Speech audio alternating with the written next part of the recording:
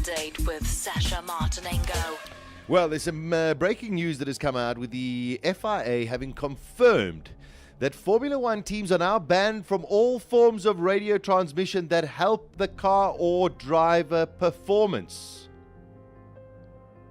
Okay, so this means, for example, advice from the pit wall on where lap time is being lost and where a teammate is doing better will now be illegal.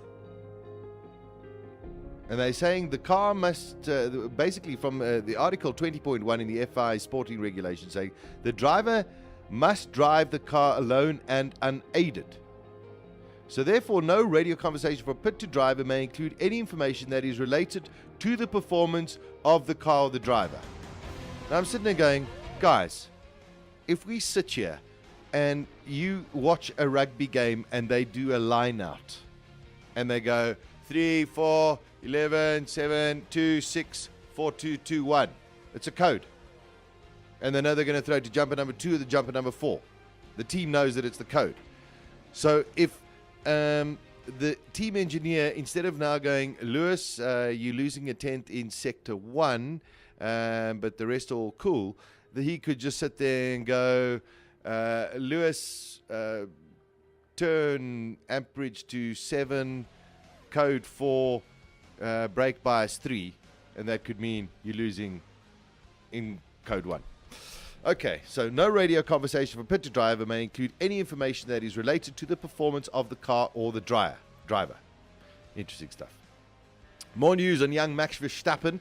He did a Toro Rosso test for Toro Rosso at Adria and has come out with a great aplomb from all of his team personnel. He said he was very focused and precise and learned quickly without having to ask many questions.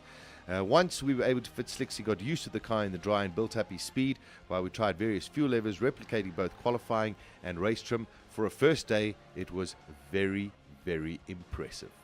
And looking at what's going on, we could have a couple of bombshells come the end of the Formula One season. There's a couple of things. Number one, yesterday we heard the news that Luca de Montezemolo stepped down as the chairman and president of Ferrari. At the same time, very unfortunately, the chairman and CEO of the Santander Bank passed away over the weekend. Now, there's a tremendous similarity or synergy between De Montezemolo and the bankman, and that is that Santander is the major sponsor of Ferrari and the major sponsor of Fernando Alonso. So, what could happen? Could Alonso leave and make his way to McLaren and join up with Honda? I don't know, but I do think we are going to have a couple of little balls thrown in the air come the end of the season.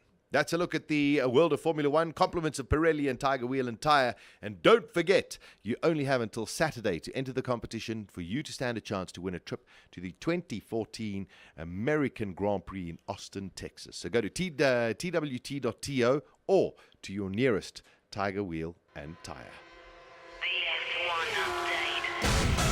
The F1 Update with Sasha Martinengo.